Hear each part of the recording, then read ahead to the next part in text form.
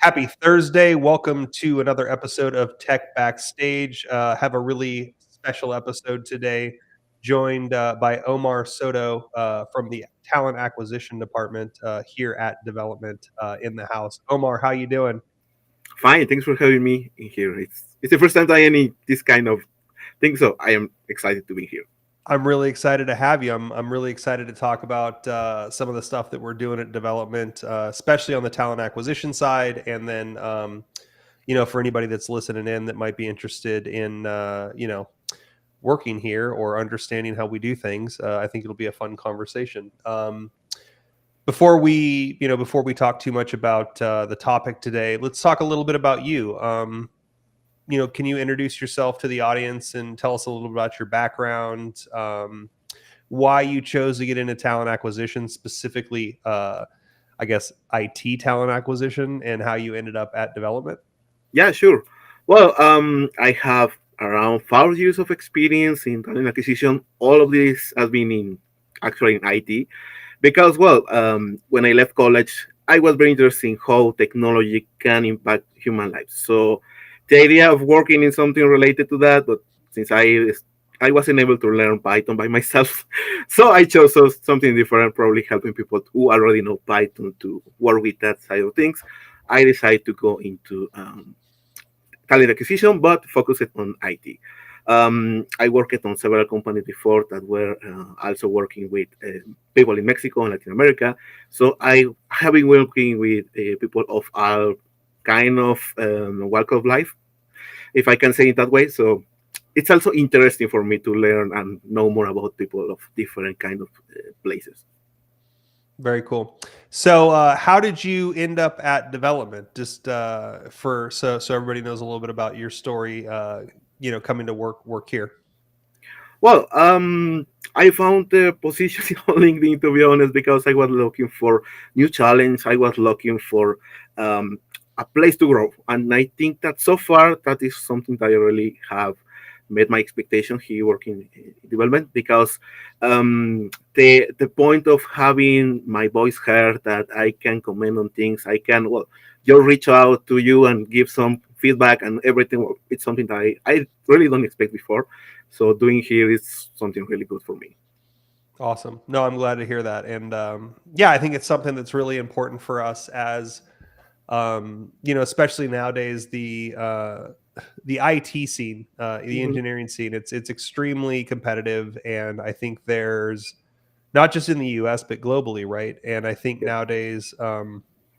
This is something that I've alluded to on previous podcasts, but um, when I first started working when I was 16 years old, the expectation wasn't necessarily that you are supposed to enjoy working. The expectation was that you're just supposed to show up to work and do your work and then go home.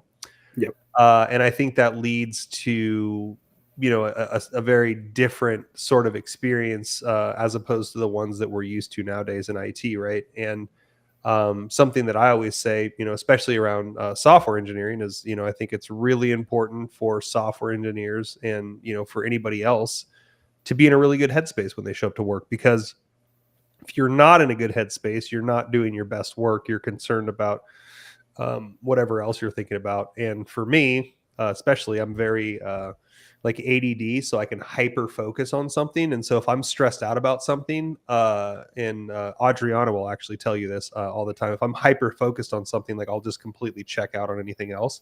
And so it's really important, when you show up to work, that you're feeling, the best that you can. And so I think it's important for it to be a positive place to work, and I think it's got to be something that contributes to who you are as a person, like underlying as Hmm. a person, right? So, interested to hear a little bit about just as we're getting into the topic, talking a little bit more about not just talent acquisition, in recruitment, but also about tech hiring. What's been your general experience over the last few years with the IT industry in general, and recruiting? It's extremely competitive, but how have you seen it change over the last? You said you have about 4 years of experience, so how have you seen it change over the last 4 years? Well, it really changes mostly because of the pandemic, to be honest. Before that, a lot of companies, I mean, it's a competitive market, yes, but a lot of companies just like expected people to, as you say, show up to work and be grateful that they have some work.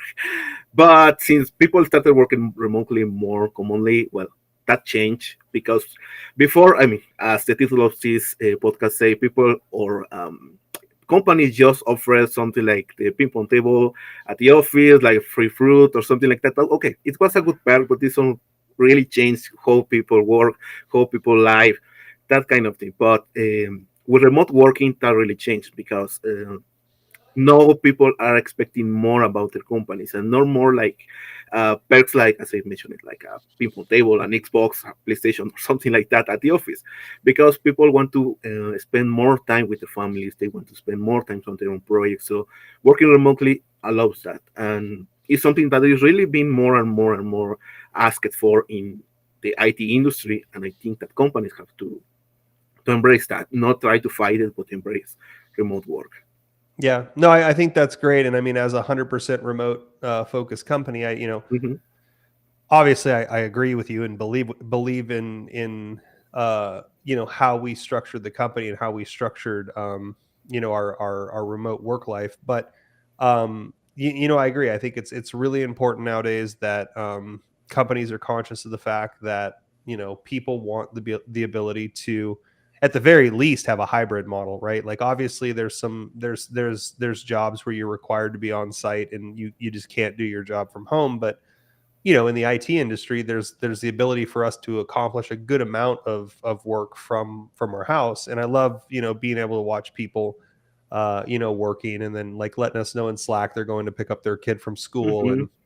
And I love that we have that sort of vibe going on, just because I think it's really important that you can do your job and get it done and still be able to spend time with your family, right? So I think it's been a in my personal opinion, I think that the shift to remote work was a net positive change, especially for the industry. I see times when getting the team together is beneficial, doing on sites with the team to maybe walk through some stuff. But I think generally speaking, remote work is, at least for us, it's here to stay, right? And I think it's a really important part of the perks that we offer at development, and also how we look at the company as a whole, right? We don't really believe in micromanagement, and I think being 100% remote is us kind of going all in on that mentality, because it's kind of hard to micromanage people when you're not in an office setting. So I think the remote style of company really, I think it kind of alludes to the larger beliefs that we have as a company, and the values that we hold, right? Interested to talk a little bit about um, how remote work feels for you. One of the things that I've heard in the past, and one of the things that we work on really hard at development, is making sure that it really feels connected. Like we look at Slack, for example, as our digital headquarters. But what's it like for you working at development? And do you feel like you're connected in part of a team, or do you feel sort of that like you're kind of working on your own from your house? Like do you feel like there's enough being done to pull you into the company culture? And does it feel like realistically you're showing up to work and we have that kind of like unified team feel? Well, I think that we do have that because, I mean, everyone is probably working on different projects, on different kinds of things all the time, but we always have that kind of open communication. I mean, if someone has want to ask me something, just send me a message in Slack, and well, I can answer him or her immediately.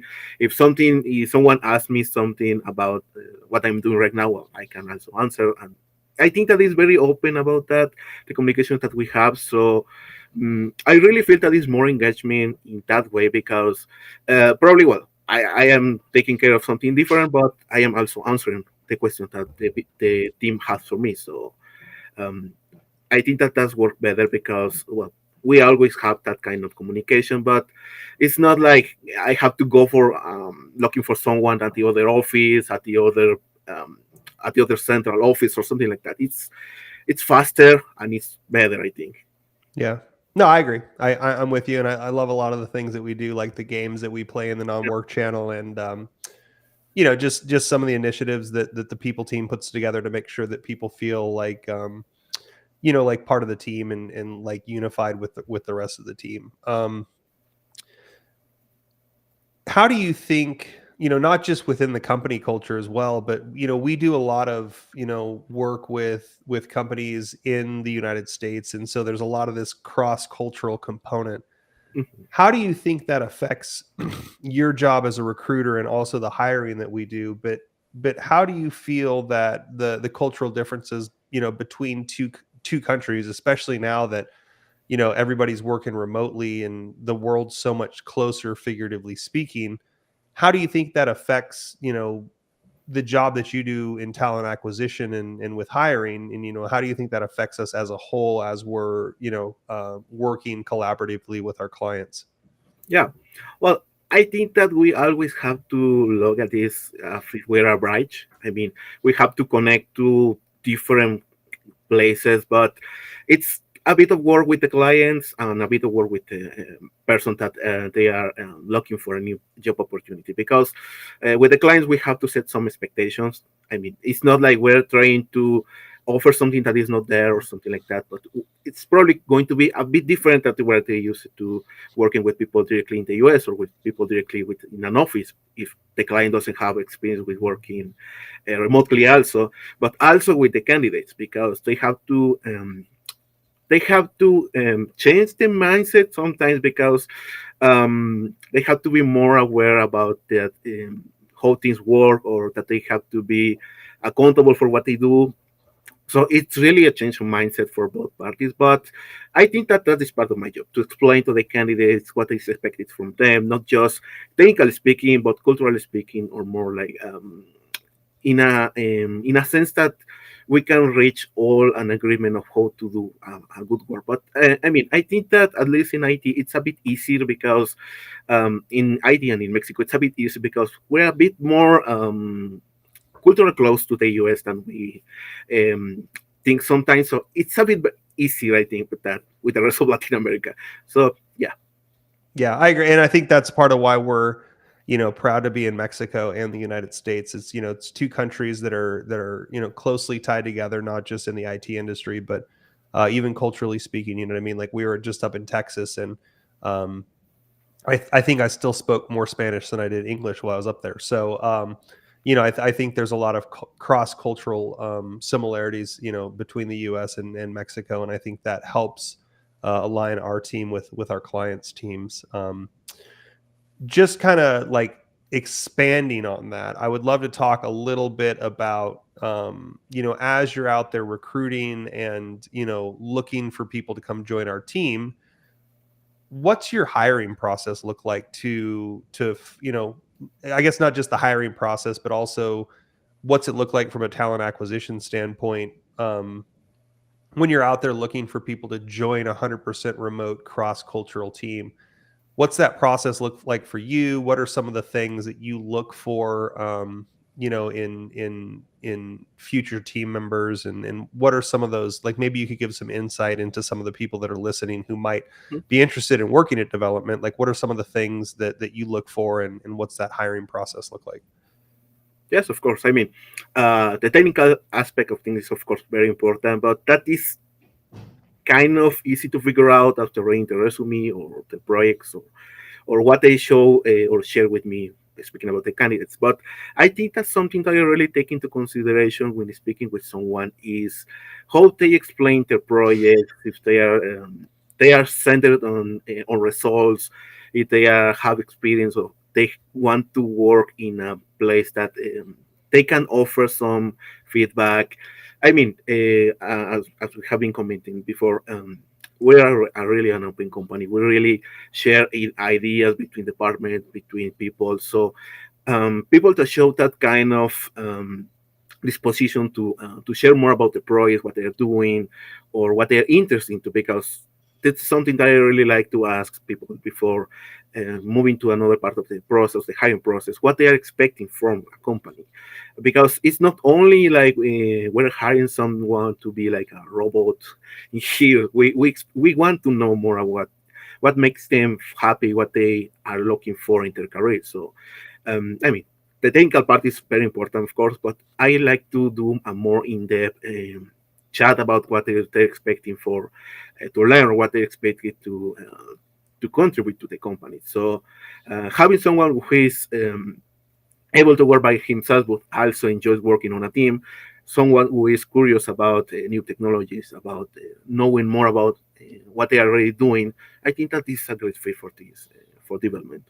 Yeah, I think something you just said, like I really resonate with, which is we're always looking for people that aren't just a good fit for development, that development's a good fit for them, right? Because it's a two-way street, right? Like uh both parties benefit from collaboration, right? And if for any reason we're not a great fit for somebody else, like we don't want them to be like stuck in a situation that they're not happy with, right? Like it's really, because again it goes back to being happy in your job. It's if you don't if you don't actually enjoy what you're doing, then there's probably no reason for you to be there, right? Yeah, So I think what you said, hits home with me, is making sure that they're a good fit for development just as much as development's a good fit for them, right? When you are when you're talking with people and looking for future team members, talk to us a little bit about, from a talent acquisition side, what are some of the things that you could recommend to people that are looking, especially in Mexico, that are looking to get into a company like Development? What are some of the tips and tricks that you would give them as far as like how to be prepared to enter into a recruiting process with a company like us? yeah, sure. Well, first of all, please send us your resume in English because a lot of people send it in Spanish. I mean, there's no problem about that, but of course, that shows more initiative. That shows more that I can see that they actually speak English, so they are able to read it, because it will be something that we'll be doing every day. So if they have that experience, well, why not show it? And that goes along with other things, because I think that when they show projects that they have finished, projects that they have participated, not necessarily something like big difficult project, but something that they really take care of doing and they are proud of. It's something that really resonates with people, to show what they have been working on, what kind of things they are interested to. Also, that is something that I really like to read on resumes, or when I have an interview with them and they share what they're looking for. As commented before, is something I really think that is something that we have to take into consideration. But I will say that they have to go to have a resume that shows the skills in a way that is actually tangible, as I said, with projects or something like that. It's really helpful, because I probably don't we will be able to read all the code, but probably I get an idea of what they are doing, and of course, is something more like a website or something. I can just check it out and see what they are working on. So I think that is a good idea to include projects and include any kind of awards or anything that they really feel proud about it, because that speaks very well of them. Yeah. Yeah, no, I agree. I think it's definitely important to show pride in your work. And, a lot of what we do, we're really trying to, one of the reasons why we started this company is because we felt like we could solve problems with technology, right? And we were really passionate, just like you said at the beginning, is we're really passionate about the fact that through technology we can impact people's lives positively, and business, like the businesses positively, because we work a lot directly with businesses. But we have the ability but also the responsibility as an engineering firm to to do good in the world. I think it's really important that the things that we're working on, um at least try to advance humanity, right? Like we one of the things about engineering that I think that isn't always 100% apparent is that we don't always get it right the first time, and it's an iterative process, and it's important to understand that failure leads to learning, and learning will eventually lead to success, right? But I think it's important that at least our compass is pointed in the right direction, and we have a general understanding of where we're trying to go, and the things that we're trying to accomplish as a company. Because one of the things that Adriana and I are most proud of is the fact that we are making a positive impact in Mexico, and giving people well-paying jobs with good benefits, and giving them the ability to advance in their career. It's very similar to the things that we're trying to do with our clients, as well as we're trying to make sure that the projects that we work on help people, and it advance the make some sort of positive change in the world, right? um Interested to hear a little bit about so the hiring process. I think it can be kind of a daunting task, and I just recently read that interviewing and changing jobs or looking for a job is one of the most stressful situations that a person can go through.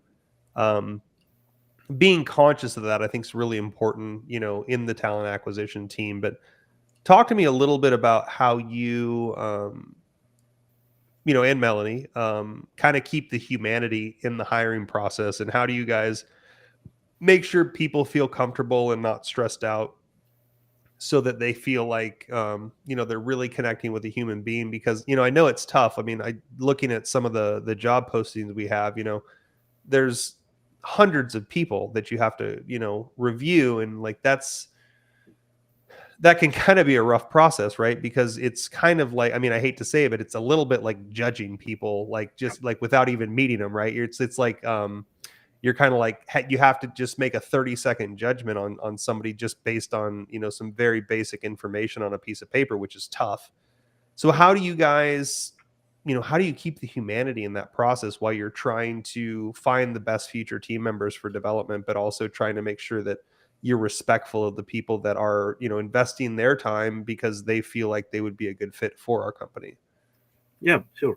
Well, I think that the first thing is that we have to maintain communication with these people. I mean, even if they just sent a resume and they weren't a fit, well, I will let them know that we're a fit. If I have some information about why, I will share with them. So they can prepare for other opportunities with us or with another company. So they have some feedback to base what to do in that case. But for example, on the interviews, we always try to to have it in a way that is more like a call with a friend, that like a questionnaire that we have to fill or something like that. We try to do it more like a conversation than just a list of questions. But for example, something that I think that we do here that is unique is in the assessment part, because a lot of the companies, for my understanding, just they don't judge what people were working on or what previous knowledge or project did before. It was just, oh, we're going to send you the assessment, the technical assessment. If you don't pass, well, you don't pass, and thank you.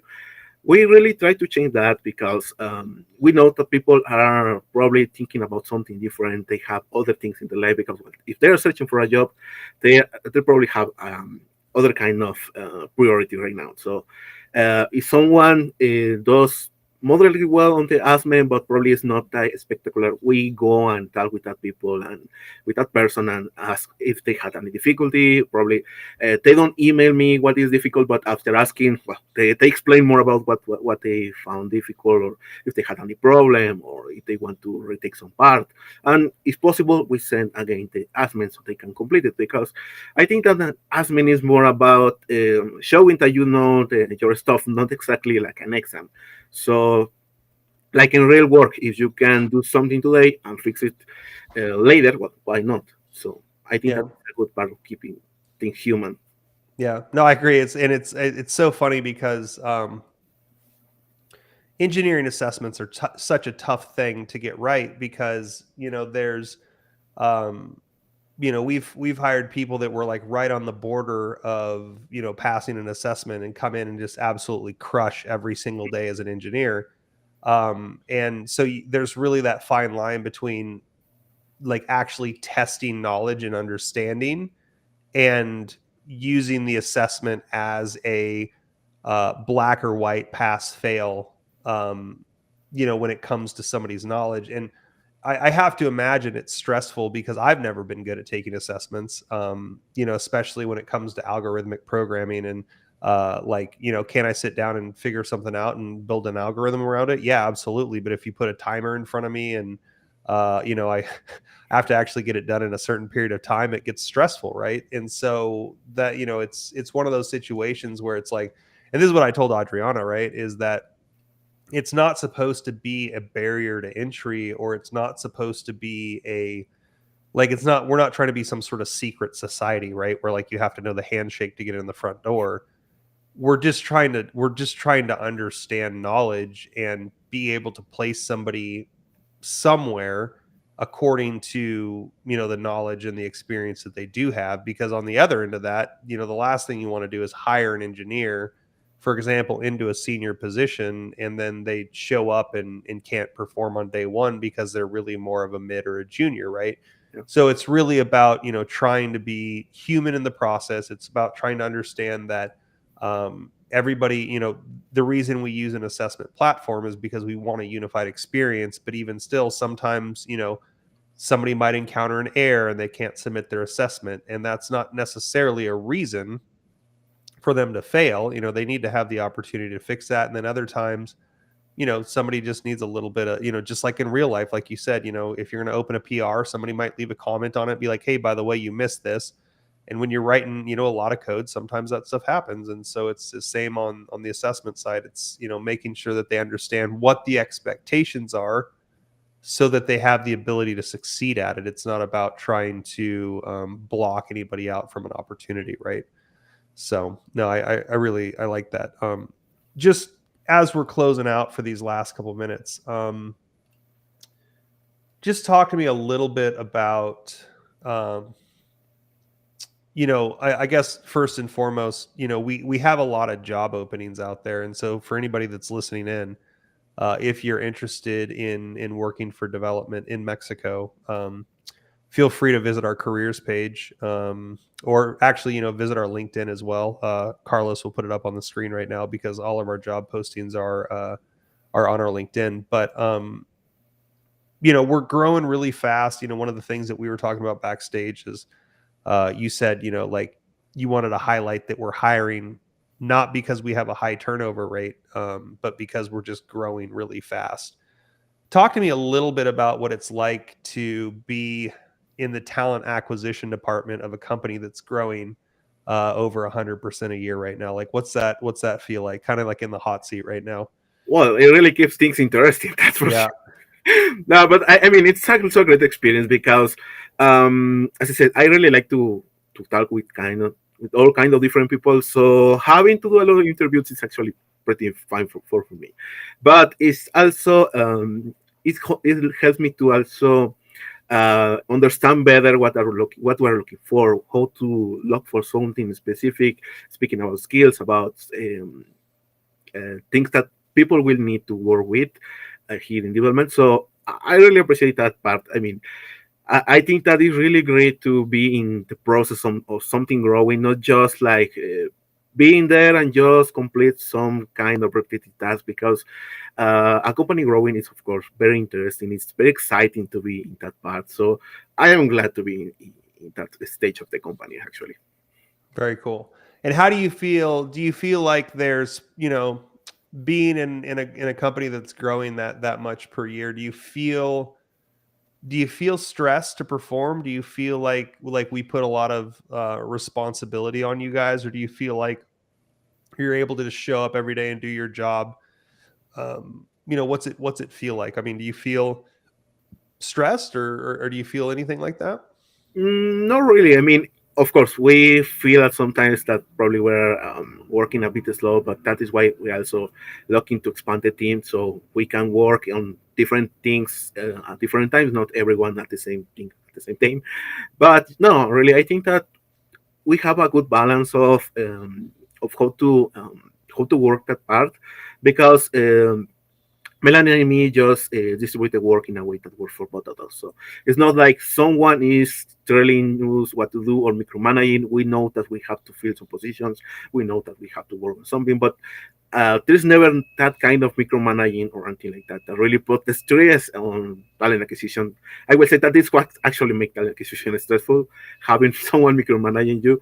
But well, this has been the case here, so I think that we are managing pretty good. Yeah, I would agree. I think we're doing a pretty good job, all things considered.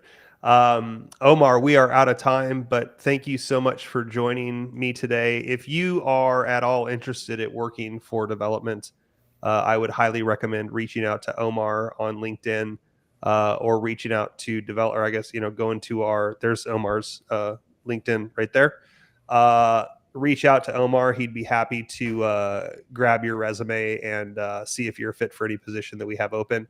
Otherwise, connect with us on LinkedIn. We're always looking to connect with anybody in the IT industry, whether or not you're looking for a job. So, Omar, thanks so much for being here. Thank you. Yeah. Carlos, do you got any announcements before we go? I don't see you. I think you got to turn yourself on. There you Yes, are. I was about to do that right now. Yeah, we have one more show, and that'll be tomorrow. So this is going to be with Jonathan Kern, the Vice President of Cybersecurity at QCR Holdings. That's what we have. One more show this week at 12 o'clock noon Pacific time. So everybody, if you're watching, remember to join Tech Backstage every single day, or hopefully every single day from going forward at 12 noon. We just moved from 11 o'clock in the morning to 12 noon. That's the most recent update. Join us right here tomorrow, Tech Backstage. See you then. Thanks, Carlos, and thanks again, Omar.